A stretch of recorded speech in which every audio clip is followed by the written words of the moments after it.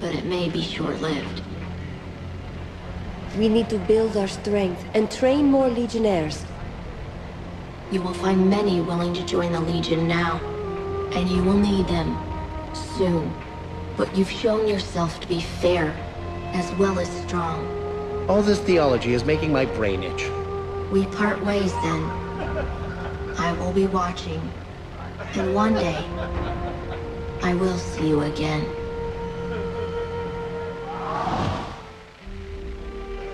You bid farewell to the Radiant Youth, and he sent you back to our chapter house in Stonebridge, where I awaited your return.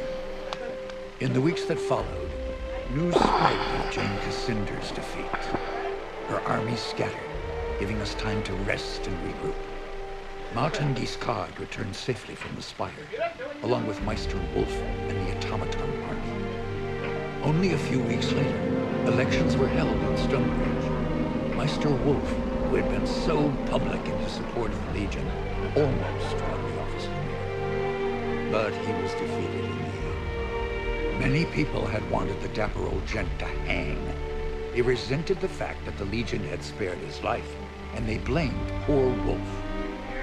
After the humiliating events in the Foundry, Meister Castle was forced to resign as Guildmaster of Ironmongers.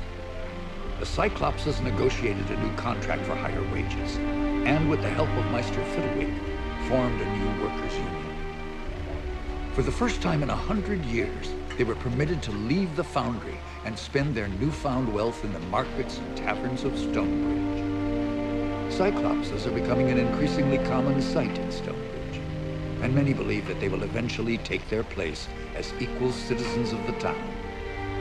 Archambault du Payen, formerly known as the Dapper Old Gent, proved a valuable addition to the Legion.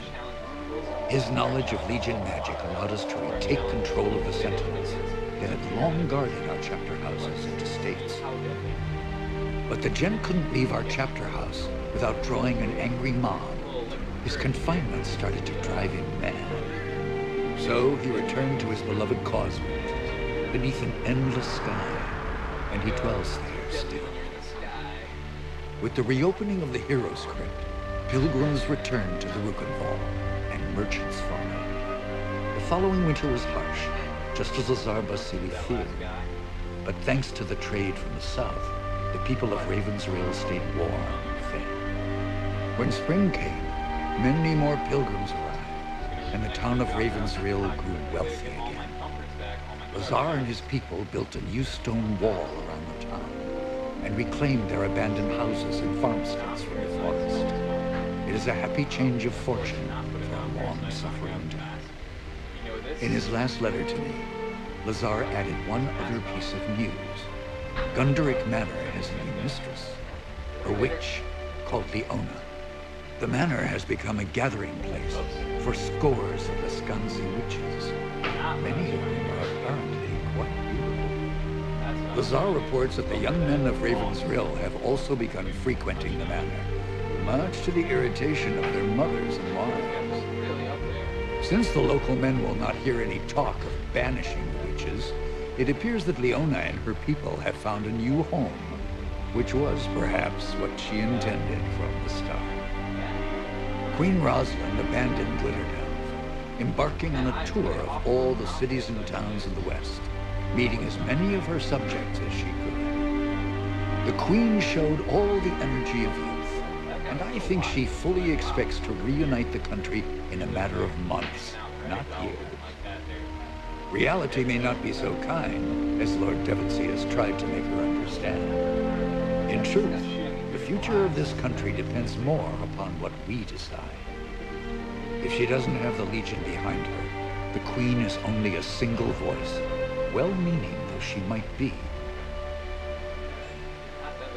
As for Devonsey himself, I think the man was impressed by your decision to spare Jane Cassinder, as the Queen had asked. When he last visited Stonebridge, he spent a great deal of time in our chapter house. I believe he might actually be willing to rejoin our ranks, if we choose to accept him. Rajani and her sisters returned to Stonebridge, quietly and carefully disguised. Jane Cassinder's defeat affected them deeply, though not enough expected. Their devotion to Jane was replaced by a deep admiration for your companion, Anjali. I think they saw in Anjali the leader they should have followed all along, and they have lately expressed a desire to join our ranks. I maintain my suspicion of any Archon who once followed Jane, but I believe that redemption is not impossible, even for them. Jane Cassandra was as good as her word, though I had my doubts at first. She returned to the cities and towns of the East and urged the people to end their war with the Legion and the Crown. Jane's repentance was heartfelt, and many were swayed by her words. But others have not been so compliant. The Church Synod and Bishopric, who once called Jane a saint, have declared her apostate and threatened her life. Though Jane refuses bodyguards of any kind, Queen Rosalind fears for her life. And if anything befalls...